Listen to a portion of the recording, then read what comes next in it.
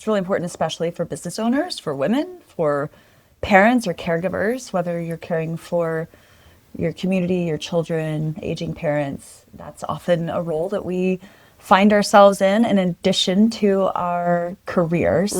And to me, part of being a whole-bodied person is my life is about more than just the work. Obviously, my family comes first, as it does for most people. I have, friends that I want to take care of. I love my work and my clients, and I really want to take care of them too. But I also want to be a good community member and be able to help with the school. And I'm in a choir, and so I enjoy having time to do all the things that make our lives colorful. And if we're just grinding away all the time, that's no fun.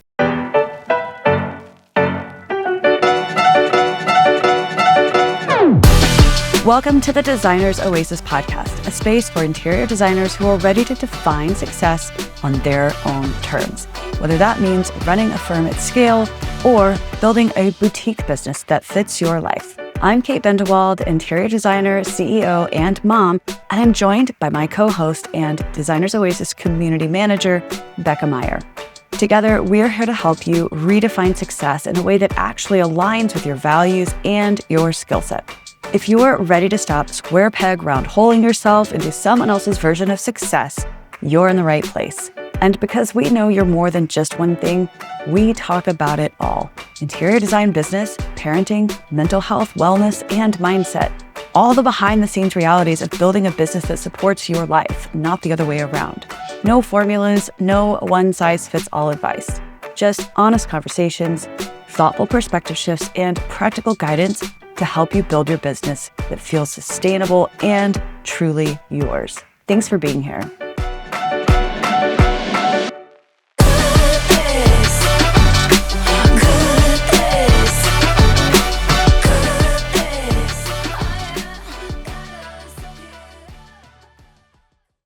Hi, welcome to the Designer's Oasis podcast. I'm your host, Kate Bendewald, and this is my lovely friend and partner in crime, Becca Meyer. Hi. Hi. How are you?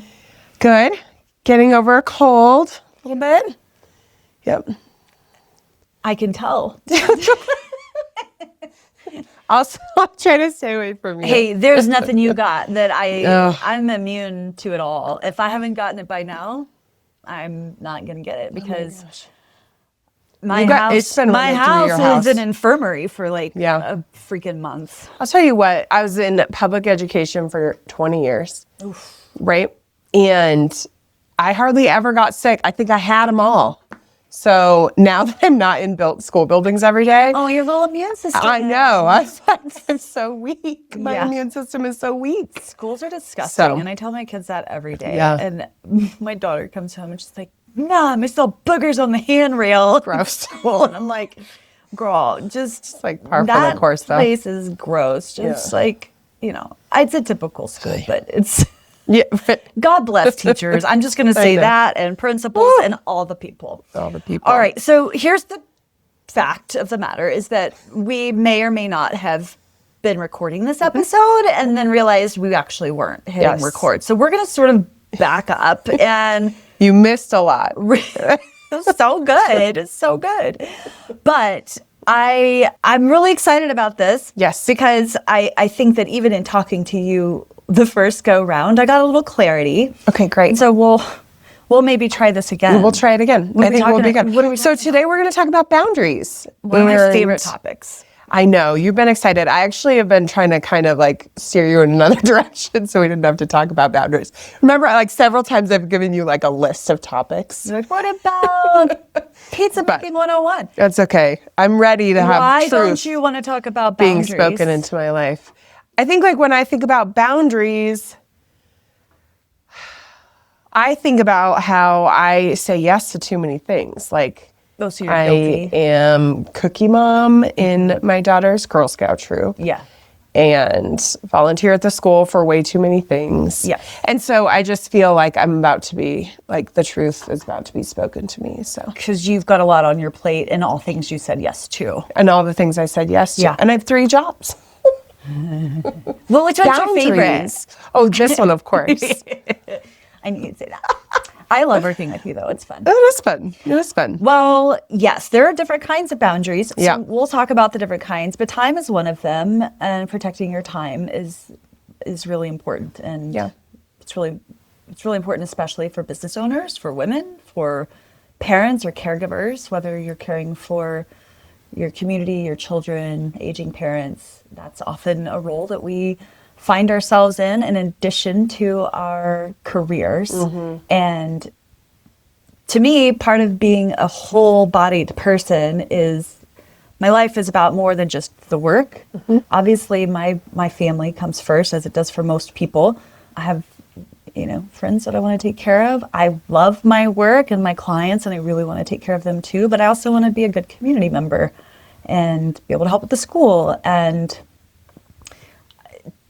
I'm in a choir, and so I enjoy having time to do all the things that make our lives colorful. And if we're just grinding away all the time, that's no fun. Yeah. So, yeah, I think I started to realize when we were recording for the first time, not recording, that there are like some kinds of boundaries like that I'm not great at, but some that I think I am better at. Like I am, pretty firm spoken with people often, like don't let people speak to me in a certain way. Like, so it's like different, there are different kinds. And I think that was helpful for me to think about. But when you just talked about like kind of allowing work to take over, I identify with that. So I love working and so I remember when the idea of like work-life balance and everybody's talking about it came out, and kind of talking to my dad about it, who also works a lot, and thinking about how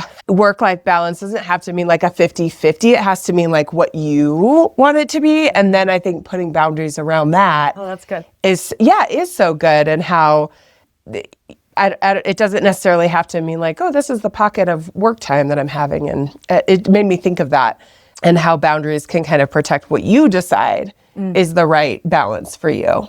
Balance. That's the key there. I think that's the new way that people talk about it. Well, I don't know. I don't know. Those people, but they're people. That's us. But I do think important to get on the same page. Like how do you define boundaries? I think boundaries are simply expectations. It's how you set expectations to others about how you want to be treated and what's important to you and where your yeses and your nos are. Yeah. And for me, and I will just say I have not always been good with boundaries. I've made a lot of progress. I'm still a work in progress. There are a couple of types of boundaries, which we'll talk about in a minute. Some of them I'm better at than others. Like the time boundary, I feel pretty good about. Okay. There's some others. So the thing that happens when we don't hold healthy boundaries, we start to, let's go back to maybe an example that we talked about earlier to ourselves. That we were having a great time. Oh my God, we were having a blast. That it can sometimes breed resentment. Yes. Right? And I think the thing that where I've arrived is that if I'm feeling resentment, that's because of me. That's something that I've done. It's not something that somebody else did to me. I'm resentful because I allowed someone, whether intentionally or not. People can cross boundaries unintentionally all the time. They're well-meaning people, and it's just about clarifying what is going to work for you and what's not. You know who's the most badass boundary setter out there is Brene Brown. She's like, you get a boundary, you get a boundary, you get a boundary, like Oprah handing them out. And being a fan of hers and listening to all of her books and reading some of them too, going back and buying the book, she's really the boss when it comes to creating healthy boundaries. So great resource if this feels like something that feels emotionally difficult for you. I feel like I'm rambling, but I just want to wrap up with this. I feel like especially as women, we are often taught this idea of like, be nice, be good, be of service. Right. To what end? Right. Yeah, I agree. I think it's like something that especially women should be aware of so that you can continue to set boundaries. Because I do think in the example that you were just kind of talking about, sometimes you don't know that a boundary is actually needed or being crossed. Like it's because it's not a boundary that you've stated necessarily in the past, So kind of always being aware of kind of what's taking your energy and space. Well, I would love to hear from you specifically about why you feel like boundaries are so important in business as a business owner. Ooh, boundaries are super important especially for business owners, because this is really what's going to help avoid burnout. It also helps protect your reputation. We can talk more about that maybe when we get into different types, but I think that we have to teach people how we want to be treated. And again, I'm not saying that most people out there are malicious and trying to crush you all the time, but people can unintentionally take advantage of you. And this is where we condition clients how to treat us. So if, let's say, for example, well, can we maybe talk about the four? You want to talk about the types? The four Let's do different it. types that I've sort of thought of. There's probably more, but here are a couple that come to mind. One is time boundaries. So time boundaries are things like, using the business as an example, what days of the week you take meetings. That's a big one for me. I used to take a meeting anytime that I was available or was needed, and realized that time blocking for me and the way that my brain works as someone with ADHD that needs to create structure, I was better off having a couple of days a week where I could have those and then protect other days for my creative time and admin time, etc. So I have plenty of options, but the other one is meeting in the evening. So often, and I do not understand this. Would you ever call your, well, okay, so that's a bad example, doctor. I'm going to use a different one, but your chiropractor. Would you ever say, can you meet me at 7 when I get home from work or whatever? But a lot of times we'll get requests for an after work hours meeting. And look, if you're a designer and that is something that works for you, and maybe you're an evening person, maybe you don't, aren't feeding a rat family pack at night, and so great. But for me, that's, first of all, my brain doesn't operate great after 5 o'clock because I get up so early.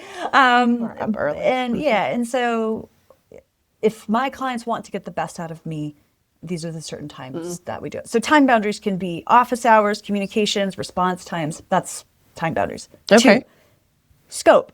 What's included in your work and what's not? How do we identify scope creep? We'll talk more about that. This is one that I'm still really working on, and this is emotional boundaries. Yes. So I'm an empath, and it can be hard for me to not absorb other people's feelings. Yes. So if a client is angry or upset, even if it's not at me, or especially if it is, holding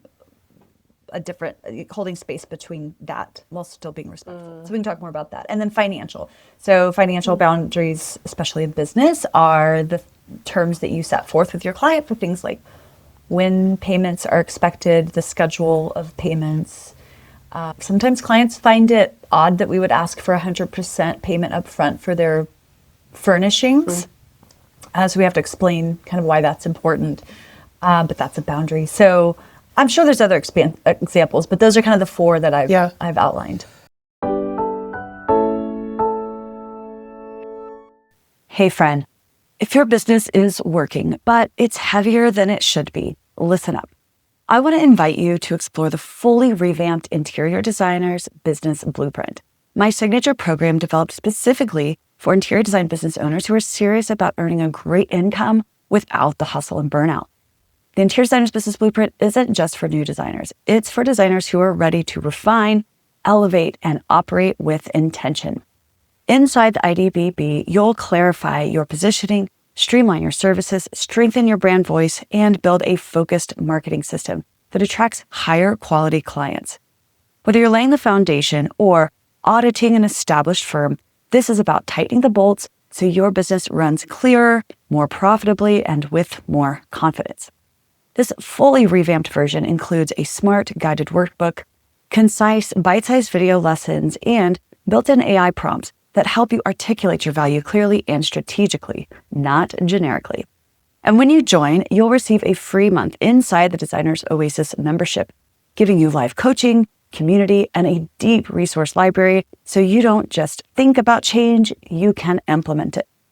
If you're ready to stop operating reactively and start leading strategically, doors are opening soon. You can learn more and join the waitlist at designersoasis.com/join. Friend, there is a seat waiting for you at tables you haven't even seen yet.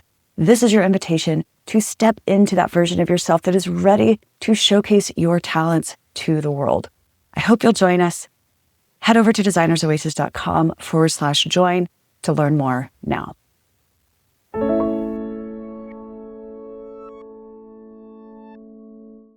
I think that that's so helpful to outline it that way. I think that that will really help people think about, like, what are my boundaries around time? What are my boundaries around scope? Because I think we're always going to be confronted with those, with people wanting to potentially cross them. And so having a little list to go through, that's really helpful. Let's practice, Becca. Oh, Lord. Time boundaries.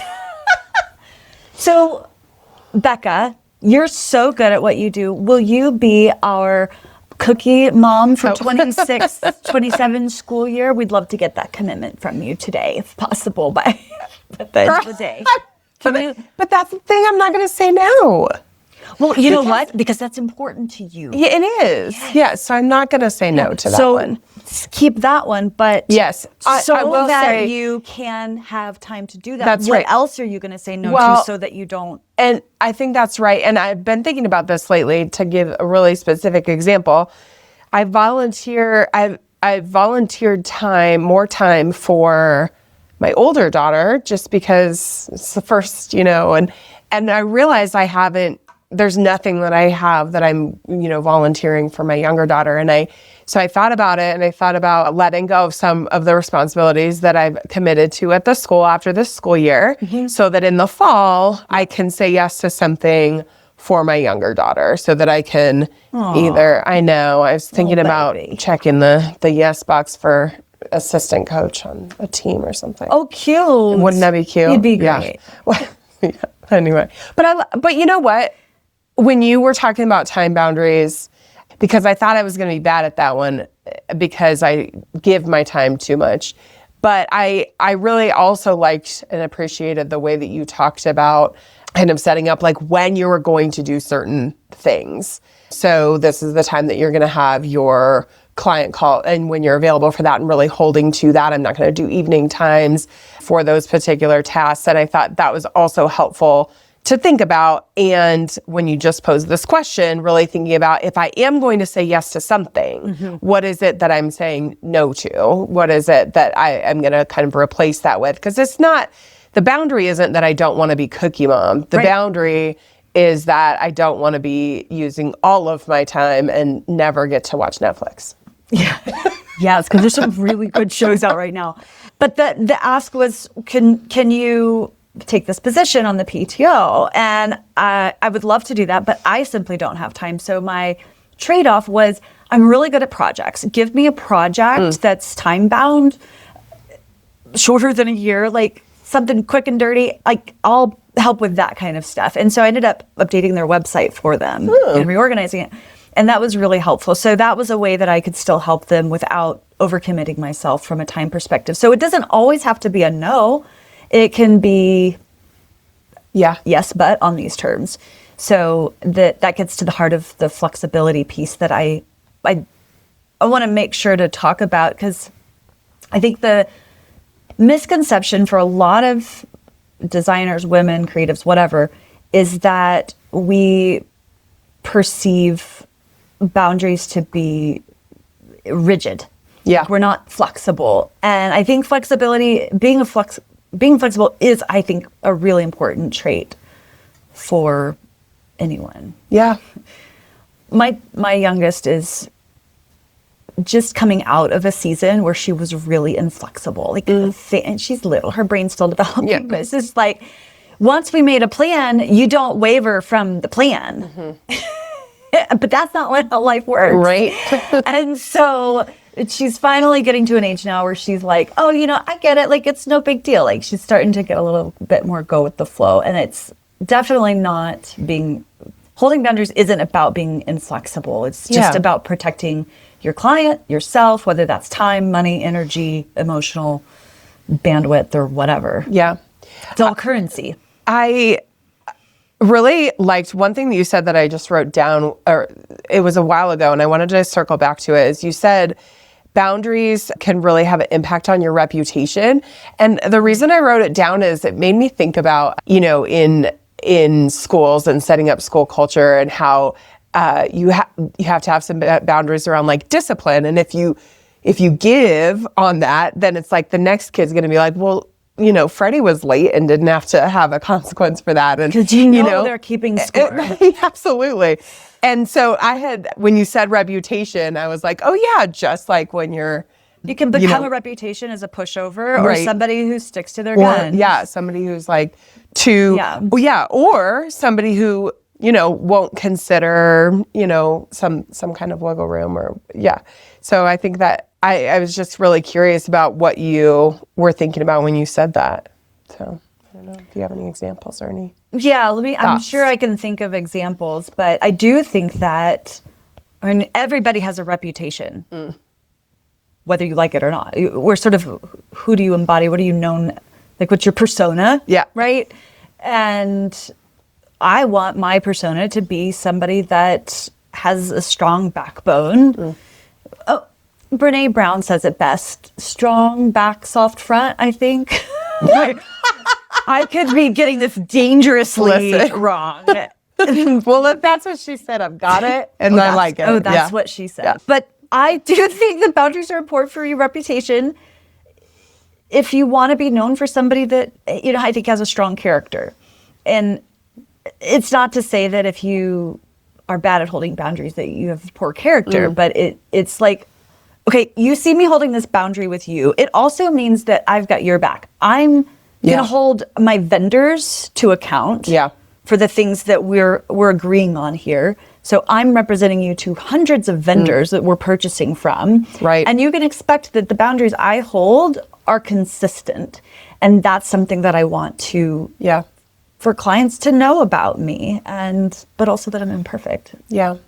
Why do you think that some designers struggle with boundaries? Oh, we want to be liked. Yeah. Who doesn't want to be liked? I want to be liked. Yeah, you are. I like being able to say yes. Sometimes I think that, if I say yes to this, then it gives me, it's going to open more doors. And so you just have to decide. I think this is reminding me of going back to being cookie mom versus saying no to other things. Comes back to, I think it was our first episode where we talked about leaning into your values. What are your values?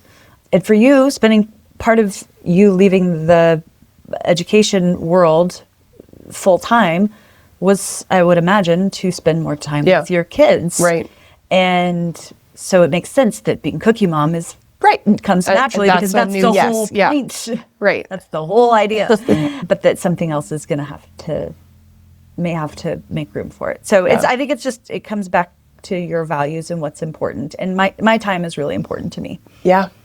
I could see though how, as a earlier on business owner, earlier on designer, how you could, want to say yes to more things. I gotta get a project, I gotta get pictures, so I'm just gonna say yes to this one thing. Like any thoughts on that? Yeah. Oh, did you do that?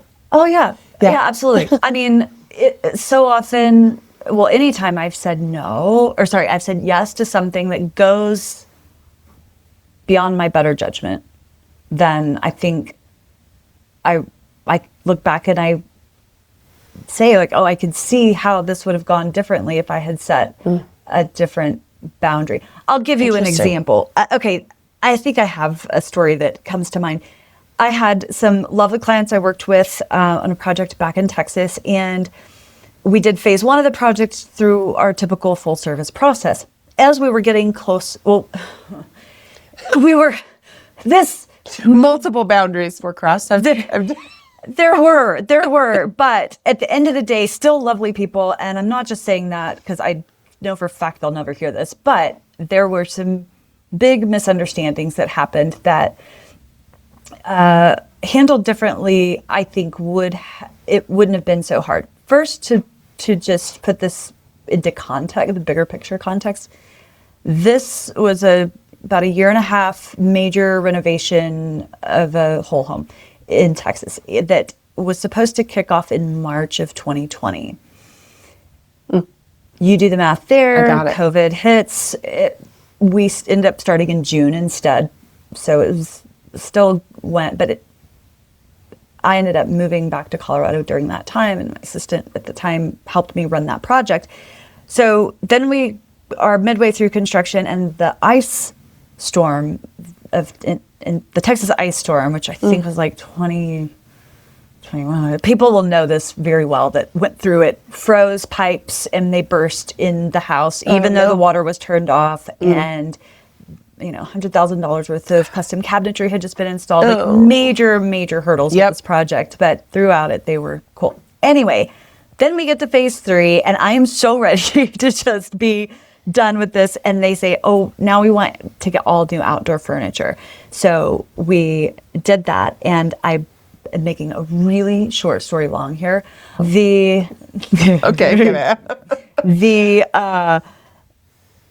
At that point, they said, well, can we just have this furniture shipped directly to our unoccupied in the country home? And I should have kept to my boundary and said, no, we don't do that because it facilitates too many issues. We are accustomed to using a warehouse. They knew that because we used a warehouse through the whole process. They didn't want to pay for it either, which I can understand. Right. They were at the end of we were all at the end of our ropes with this project. And so I was like, sure, fine, whatever. And we ordered, and it blew up. The logistical nightmare of the next 6 months was rancid. I can feel it in my body right now, how much of a struggle that was. And that's because I didn't listen to my gut and my instinct and follow the boundaries that I had set up, which is we always use a warehouse, and it's a deal breaker otherwise. Yeah. So I have never done a project where if I didn't listen to my intuition, ignored my intuition, where it never works out. Yep. Sorry, I feel like I got really excited there. No, I really like that. I liked that example too, because it's like your clients weren't bad people. They weren't asking for wrong reasons. It's just, but like you set up those boundaries for a certain reason. Yeah. And so listening to, your intuition and your boundaries on that would have saved you a headache. But it's also like, it doesn't mean that the person that is like pushing against your boundaries means bad, Yeah.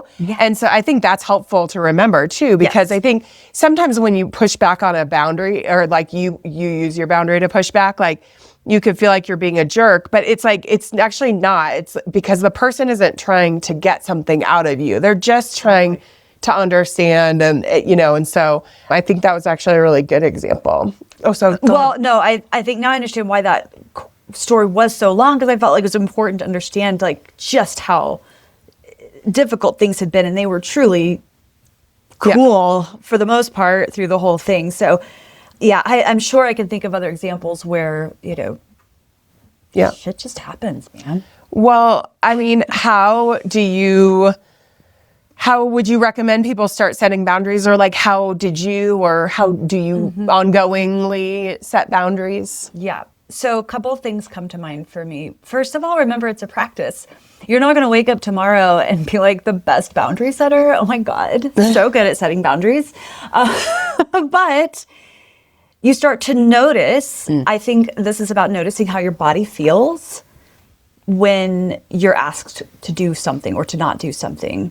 And if you are getting a request from a client or somebody, whatever, and it's not feeling well in your body, that is a sign that you need to pause and just take a minute and assess, why am I feeling this way? What is there anything I'm missing here? I think this is kind of just intuition and listening to yourself a little bit, which is something I like to talk a lot about around here. It's like listening to your intuition, I think, is really important. I was going to say another part of this. Too long. I rambled. What's the question? The prompt was how do we start setting boundaries, or how do you do it? What are some steps? Okay, so first of all, it's a practice. So you're going to get better at it the more you do it. So I think you can start small. I mean, God, just setting boundaries with my kids or my dogs is practice. I also think it's really helpful to think about boundaries as not just a benefit for you. Yeah. Don't make it about you. Make it about them. I love Why that. do we have a receiving company? It's not just so that I don't get gray hairs.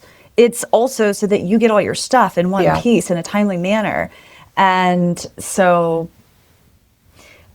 when you put it in terms of how does it Yeah. serve others, how does it help others, then setting boundaries becomes so much easier, especially if you come from that place of wanting to always be of service. Well, and if you talk like that too, I think it like really disarms people. Like, I could just think about even like with my own kids, and they'll be like, why is this the rule? And I'm like, it's not about me like having control over the situation. It's like, because my job is to help create good adults, in 10 years. Yeah. And so like this is how it's going to go because of that. So it's like, what can we get on the same page about? It's not because I'm mean or strict or, Getting I on don't the know. same page Yeah. is a really great way of saying what boundaries are. Yeah. You mentioned the kid component to this. I think it's important that you recognize that setting boundaries anywhere in your life is good for you. So we can use this in business context. We can use it in familial relationships, friendships.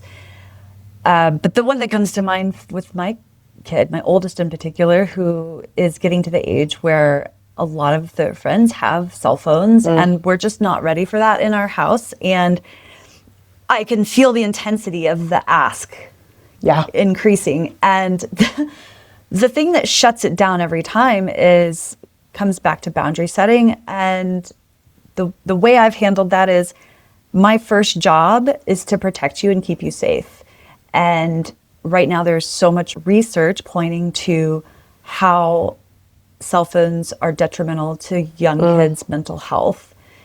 And I really that's really important that we keep our whole family safe in that way, including mental health. And I'm open to discussion about it down the road, but right now the answer is no. And that's setting a boundary with my kid, and it's not about her being a bad person for wanting it. Right. And I'm not a bad person for saying no. Right. Well, I think let's just recap. Okay. So the thing that I walk away from, boundaries are setting expectations, how you want others to treat you and how you expect to work. And you say it's getting on the same page. I like both of those. Yeah, I like that. Should we wrap up? We should wrap up. Yeah? All right, a couple things. Want to let you guys know that the doors are open for the Designer's Oasis Interior Designer Business Blueprint and our membership. Those doors are open on March 12th. And I'm Tell excited. us And about we're going it. to be talking to some of the members on our next episode, which I'm really excited about. Yes, that's going to be so. So if you want to hear from them, they've had some really exciting business ups and downs. And I feel like I've had the privilege to sit alongside them as they have navigated that. And so I'm just I think of them as friends now, and I'm proud to see how much they've grown and are leaders in their own right. Yeah, it's going to be fun to chat with them next week. Please subscribe to our email list. The link is in the show notes. And if you want to continue in your learning, Kate has a couple other episodes about boundaries that you can tune into. Yep. Episode 61, serving your clients without being on 24/7. I think I need to re-listen to that one myself. Oh, man.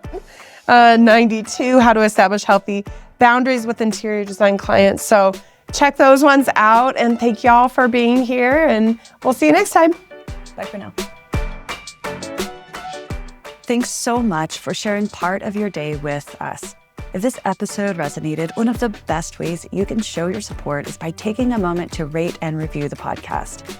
Those reviews truly help the podcast get found so we can continue bringing you the more honest conversations, fresh perspectives, and new episodes. And if someone came to mind while you were listening, we'd love for you to share this episode with a friend or a fellow designer who might need to hear it. Thanks again, and I'll see you next time.